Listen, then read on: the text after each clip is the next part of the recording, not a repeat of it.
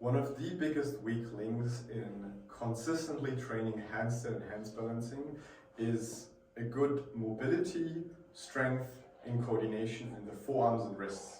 Today we're going to take a closer look at the 3 most recommended exercises. Let's dive into it. Let's take a look at the first one, which is a very simple warm-up. Starting fingers wide spread, pushing away from the floor and carefully circling. You can start rocking back and forth first. And what we're doing here is we're loading the wrists into this extended position, stretching the wrist flexors and preparing them for the handstand. Keep your elbows locked out, push away from the floor, fingers wide spread, and apply a gentle pressure of the fingertips into the floor.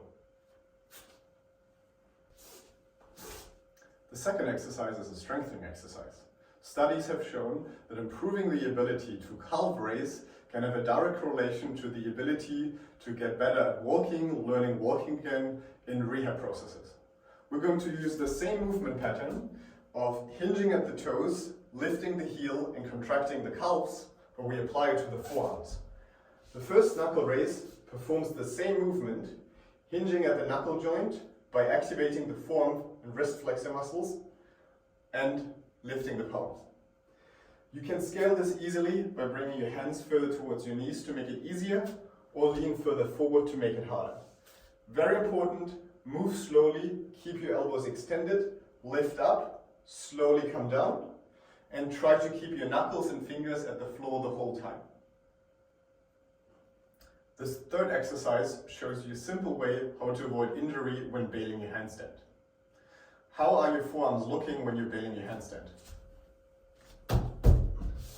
Look at this position. I'm internally rotated in my shoulder. I'm very extended in my wrist.